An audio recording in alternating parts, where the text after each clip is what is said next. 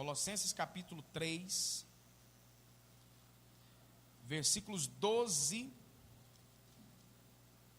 ao 17. Colossenses 3, 12 a 17.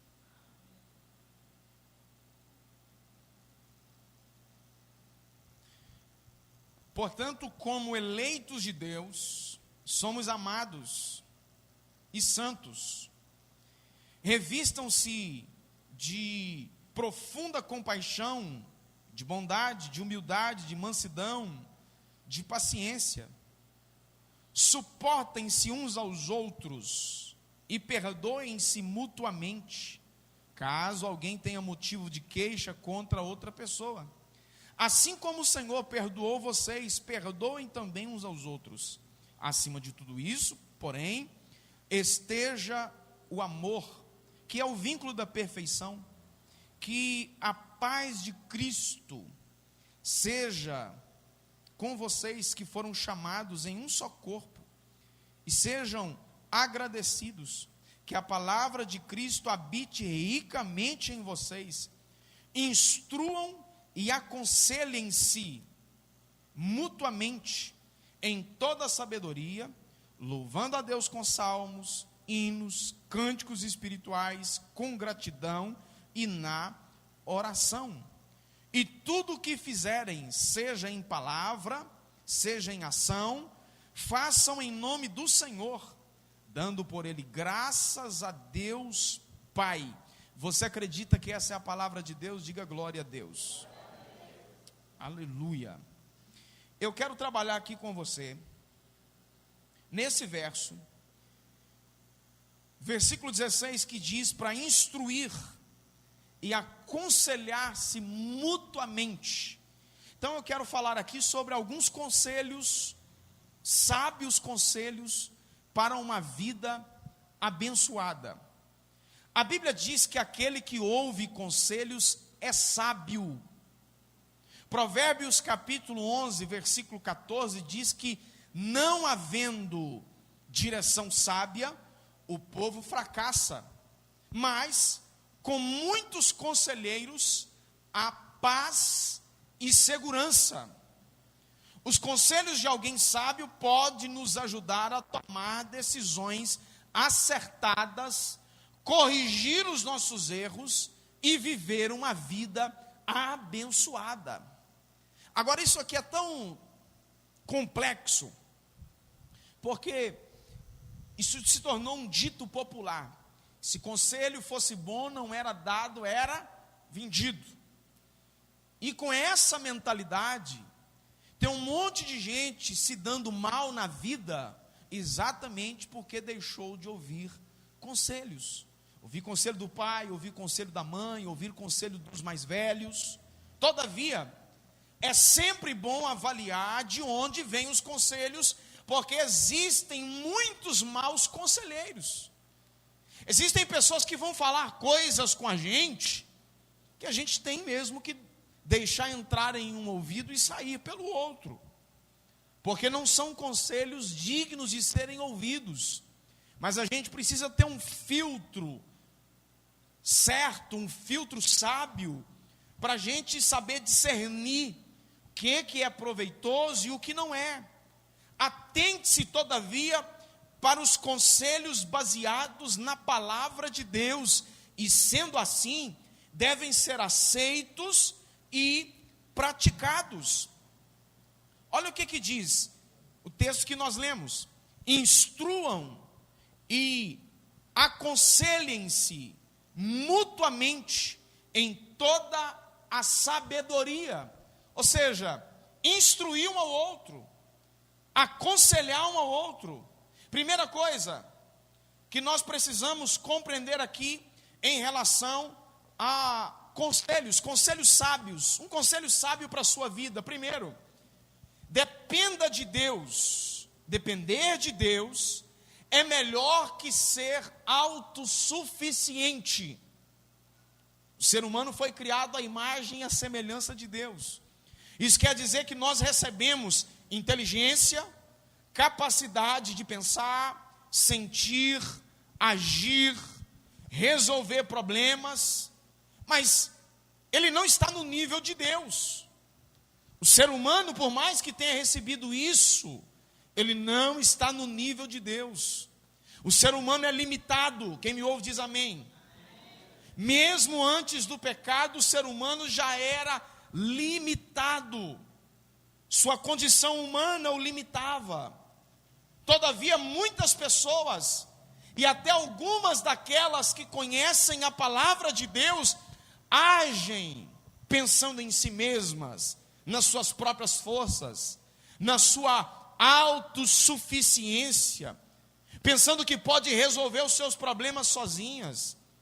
Elas pensam ter respostas para todos os problemas e que são capazes de alcançar tudo o que desejam simplesmente pelos seus próprios esforços.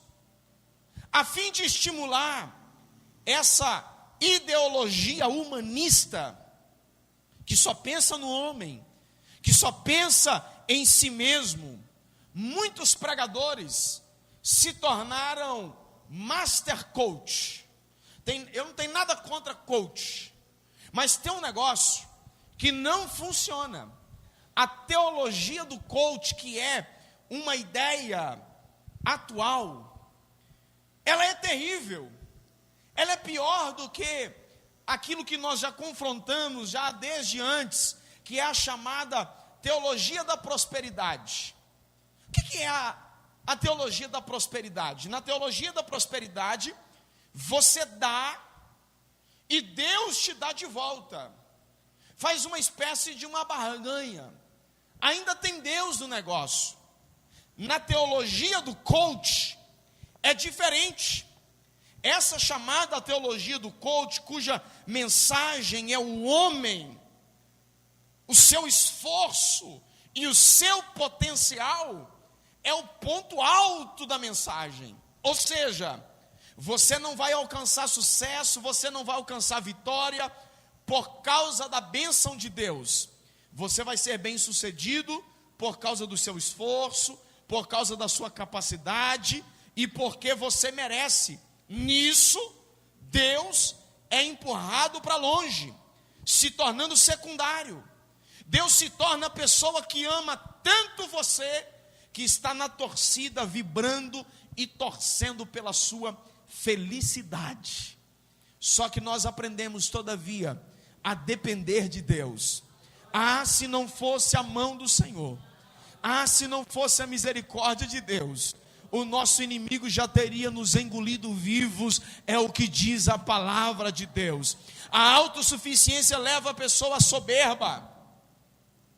Ela se sente como se Deus estivesse precisando delas. Há casos até de gente dando ordens para Deus. Vou colocar Deus num canto, Deus vai ter que me responder. Ele vai ter que dar para mim o que eu preciso. A gente utiliza de textos bíblicos contra Deus. Não é a sua palavra que diz? Não é assim que está escrito? Então só tem que me dar. Mas quando somos dependentes de Deus, temos uma dimensão exata de quem somos e aonde podemos chegar com os nossos talentos, limitações e fraquezas. Nós dependemos do Senhor. Nós carecemos do Senhor. Deus vê além, vê coisas que não vemos, sabe de coisas que não sabemos, e Ele é capaz de tornar existente aquilo que não existe. No momento certo, Ele toma providência. Deus age assim, quando menos esperando. Ele faz do fraco forte, do pequeno grande, do humilde exaltado. Isaías 55, versículo 8 diz: porque os meus pensamentos não são os pensamentos de vocês, os meus caminhos não são os caminhos de vocês, diz o Senhor dos exércitos. Então, primeiro conselho para nós aqui nessa noite: dependa de Deus e não seja autossuficiente. Depender de Deus é melhor do que confiar na força do seu próprio braço.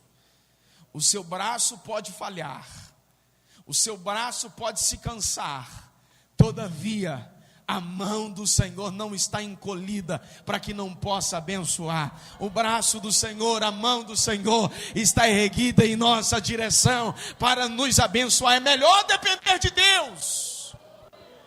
Segundo conselho para nós: trabalhe para que o futuro seja melhor do que o presente. Sabe o que acontece? Não raramente, pessoas vivem o presente como se elas estivessem ainda no passado. Dizem, vida boa e feliz foi aquela que eu tive antes, anos atrás. Pior que isso, naquele tempo, essas pessoas pensavam assim, tinham esperança de que o futuro seria melhor do que o presente. Isso lá atrás. O futuro chegou. E agora elas retornaram ao passado dizendo, olha, época boa é aquela lá de trás, que eu era feliz e não sabia. Tempo bom era aquele. Vida boa era aquela. Em outras palavras, viveram o passado pensando no futuro. Quando o futuro chegou, decidiram viver no passado. O tempo passou, não aconteceu o que elas esperavam, resolveram então se agarrar às experiências que ficaram para trás. Se os seus sonhos forem menores do que aquilo que você viveu lá atrás, você vai se tornar uma pessoa saudosista. Você precisa pensar grande. Você precisa sonhar. Não estou falando aqui de nada fora da realidade. Não estou falando aqui de imaginar contos fantasiosos, de pensar que vive num país ou num mundo de mil maravilhas, como que num conto de fadas. Não, seja realista. Mas você precisa pensar grande. Você não pode pensar pequeno. Há um tempo atrás alguém falou mais ou menos isso comigo. Você está pensando alto demais. Eu falei, então quer dizer que eu tenho que pensar abaixo. Porque é o seguinte, se eu pensar alto, caminhar com o pé no chão e realizar pelo menos a metade daquilo que eu pensei, já está bom. Agora o problema é que tem gente que não pensa nada. Tem gente que vive o hoje como se amanhã não existisse a possibilidade de estar vivo.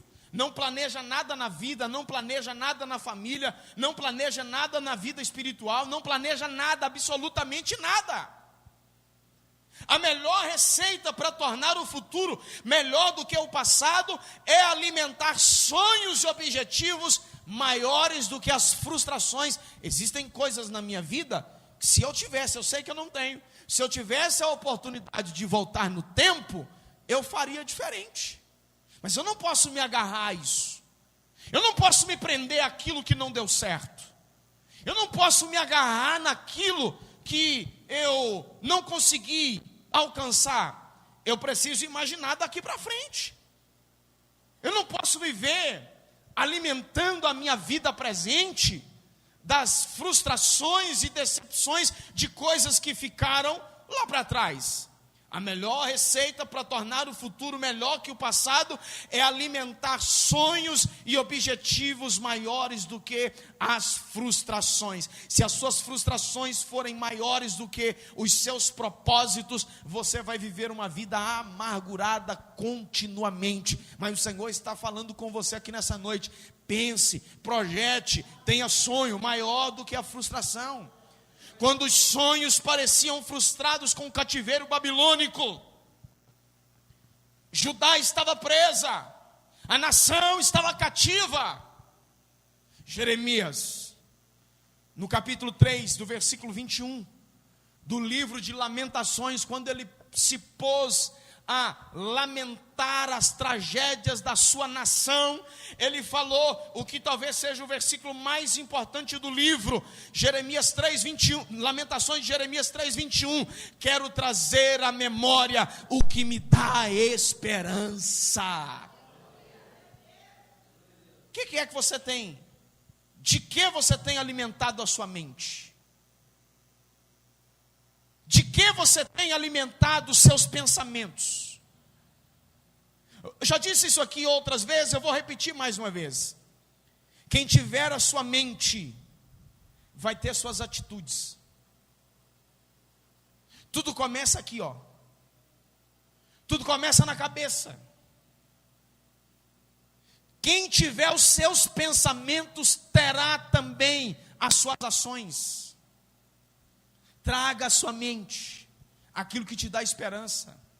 Alimente a sua mente com coisas frutíferas, com coisas abençoadoras. Você não pode parar no tempo como se não houvesse amanhã. Depois da vida, o tempo é o bem mais precioso que recebemos nessa terra.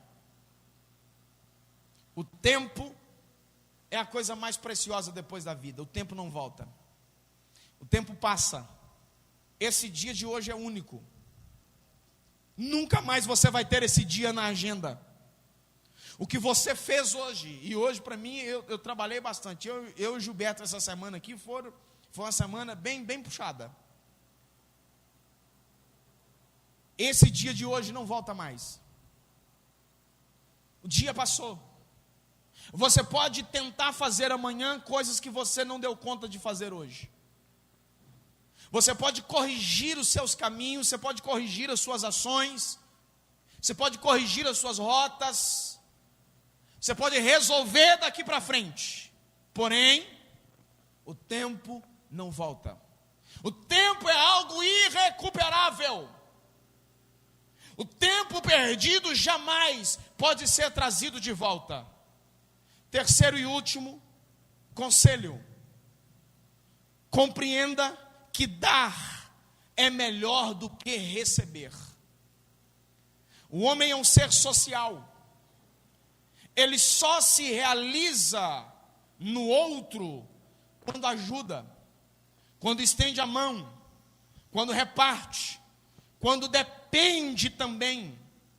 Ajudar ao próximo traz equilíbrio emocional, engrandece, melhora a autoestima, traz sensação de bem-estar. Quantas vezes já não abençoamos alguém que de fato precisava e a gente se sentiu bem?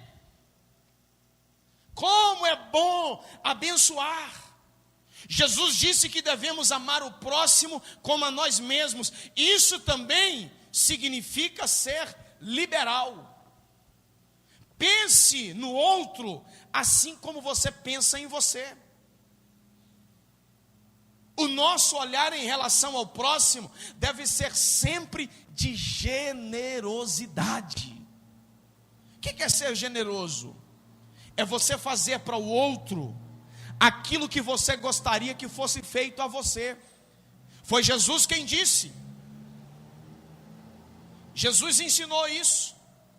Faça aos outros o que vocês desejam que eles lhes façam. Essa é a essência de tudo aquilo que ensinaram os profetas e a lei. Isso está em Mateus capítulo 7 e versículo de número 12. Atos capítulo 20, versículo 35. Lembrem-se das palavras do Senhor Jesus. É mais feliz quem dá do que quem recebe. O ensino de Jesus começa aqui com uma afirmação importante. O caráter abençoador da generosidade é feliz, é bem-aventurado, é bom para o indivíduo dar do que receber. Foi Jesus quem disse isso, está em Atos capítulo 20, versículo 35, essa é uma fala de Paulo citando Jesus. Esse versículo também pode ser traduzido assim. Quem me ouve diz amém, gente. Esse versículo pode ser traduzido assim, ó: melhor coisa é dar do que receber. Ou, há maior felicidade em dar do que receber. Ou ainda, é mais abençoador dar do que receber. Obviamente, todas essas traduções enfatizam de forma clara que o ensino de Jesus exalta a atitude da generosidade, ao mesmo tempo que reprova o egoísmo. Se é feliz quem dá, automaticamente quem é mão fechada, o texto está dizendo aqui implicitamente que quem não abençoa o outro não é feliz. Agora escute isso aqui: o egoísta é aquele que não compartilha o que tem, ao oposto do altruísta, ao oposto do abnegado, do generoso. A pessoa que é assim, altruísta, ela considera a necessidade do outro superior às suas próprias necessidades. Você vai ver Paulo recomendar isso aos Filipenses, capítulo 2, quando ele disse: o sentimento de vocês sejam como o de Jesus, que não considerou ser igual a Deus, mas humilhou-se a si mesmo, sendo obediente até a morte, e morte de cruz. Ele olhou para a necessidade do outro. Você quer ser abençoador, sim ou não? Vou fazer a pergunta diferente. Você quer ser abençoado, sim ou não? Conselho para você: abra o seu coração para abençoar. Há pessoas que elas querem colher o fruto daquilo que elas não plantaram. Quem planta, colhe. Quem não planta, não colhe. Você quer ser abençoado? Plante, semeie. Há pessoas que são mão fechadas para a contribuição, nem mesmo para o reino de Deus abrem mão. A contribuição gera o sentimento de pertencimento. Como é bom você olhar alguma coisa acontecendo, realizando, e dizer assim: olha, eu participei disso, eu faço parte disso. E aqui eu não estou falando simplesmente de dinheiro, porque o dinheiro não é tudo. Tem gente que acha que porque ele oferta e dizima, ele não precisa fazer mais nada. Eu não estou falando só disso. Não estou falando só de ser dizimista e ser ofertante. Como afirmo pertencer ao reino de Deus, se não contribuo com ele em nada? Como eu disse, isso não tem a ver só com dinheiro. Antes de dar o dinheiro, a pessoa precisa dar o coração. Estão entendendo isso, gente? Antes de você investir em algo, você precisa acreditar nisso. Antes de você colocar o seu dinheiro, você precisa acreditar nisso. Você precisa comprar a ideia. Ninguém investe naquilo que não acredita. Ninguém começa um projeto dizendo que irá investir muito dinheiro nele, se antes não acreditar de fato nisso. Quem é aqui que diria: eu vou investir todo o meu salário nisso aqui, mas eu sei que está errado, eu sei que vai dar errado? Ninguém faz isso. Todo mundo só investe financeiramente em algo que ele acredita. Eu convido você a se envolver, convido você a fazer parte. Em todas essas coisas, nós precisamos compreender que dar é melhor do que receber. Tiago capítulo 1, versículo 22. Sejam praticantes da palavra, e não somente ouvintes, enganando a vocês mesmos. Uma outra tradução: não seja apenas ouvinte, mas praticante. Ou seja, ouvir e praticar. E Tiago diz que aquele que ouve e não pratica, ele engana a si mesmo. O risco de tornarmos apenas ouvintes da palavra é alto.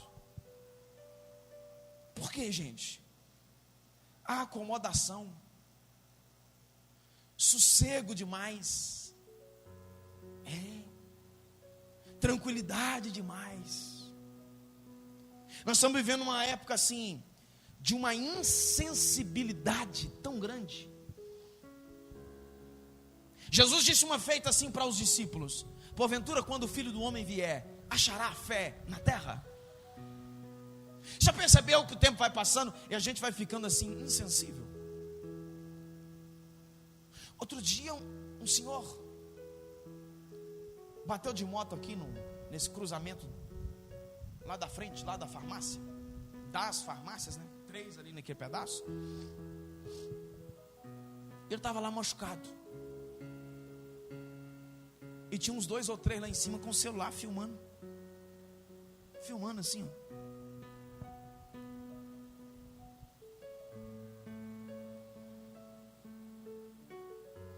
Eu vi um acidente outro dia na estrada, nessas viagens aí. Um cidadão todo machucado num canto assim. Gente parou com o carro e com o celular filmando. Gente, coisa horrorosa. Coisa feia. Não beira não, chega a ser, ou até ultrapassa o limite do ridículo. Porque o ser humano vai ficando insensível. E nisso, muita gente ouve a palavra, ouve conselhos, não dão ouvido aos conselhos. O pai fala, a mãe fala, o amigo fala, o vizinho fala, o avô fala. O papai está ultrapassado. Mãe está ultrapassada. Na linguagem suas, maninha está ultrapassada.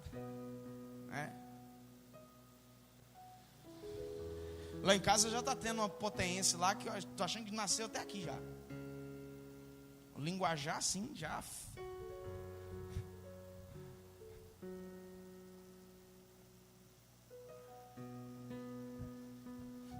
As pessoas vão se tornando assim muito insensíveis.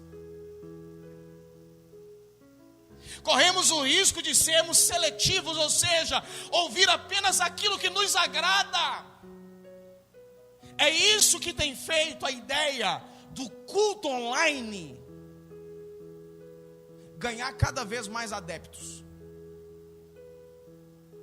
O cara assiste o culto que ele quer, começou a mensagem, não é o pregador que ele quer ouvir, ele muda de canal, ele vai assistir o outro canal, até achar uma mensagem personalizada, uma mensagem de acordo com o que ele quer ouvir. Porque há pessoas que resistem fortemente à palavra de confronto, e isso é extremamente perigoso. Muita gente não gosta de ser confrontada. É muito mais fácil receber elogios do que uma palavra de confronto. O elogio geralmente vem depois que fizemos algo acertadamente. Já a palavra de confronto vem para nos corrigir, e isso mexe com o nosso ego. Porque admitir que a gente está errado é difícil.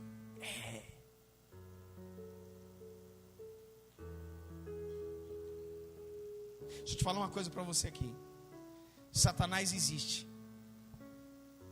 Ele não perdoa ninguém. Ele não tem misericórdia. Ele não sabe brincar. Mas nem tudo é o diabo. Tem coisa que é comportamental. E às vezes receber uma palavra de confronto, é mais fácil virar e falar assim: foi o diabo que armou para mim. É mais fácil dizer assim: foi Deus que não me deu. É mais fácil dizer assim: Deus não me mudou, Deus não me deu forças. É mais fácil jogar a culpa em Deus do que admitir: olha, eu preciso me posicionar. Eu preciso tomar vergonha. Eu estava conversando hoje com a Bianca durante o dia. E eu disse para ela, olha, existem casos que eu já tive muita vontade de falar com a pessoa assim: o que falta para você é tomar vergonha na sua cara. Eu já tive vontade demais, mas não dá para falar. Mas já deu vontade, muita vontade. Mas muita vontade. A pessoa prefere jogar a culpa em Deus, jogar a culpa no diabo. As pessoas vão ficando insensíveis. O confronto é mais difícil. Vou terminar aqui citando um texto para você. Deuteronômio capítulo 28, versículos 1 a 6. Se vocês ouvirem atentamente a voz do Senhor seu Deus, tendo cuidado de guardar todos os seus mandamentos que hoje lhe ordeno, o Senhor seu Deus exaltará vocês sobre todas as nações da terra. Se ouvirem a voz do Senhor seu Deus, sobre vocês virão e os alcançarão de bênção. Benditos serão vocês na cidade, benditos serão vocês no campo. Bendito será o fruto do seu ventre, o fruto da sua terra, o fruto dos seus animais. Benditas serão as suas vacas e ovelhas. Bendito será o seu cesto de cereais. Bendita será a sua amassadeira de pão. Benditos serão vocês ao entrar, e benditos serão vocês ao sair. Palavra-chave para tudo isso está lá no versículo 1. Se vocês ouvirem atentamente a voz do Senhor teu Deus, tendo cuidado de guardar tudo aquilo que lhes ordeno. Essa é a palavra-chave.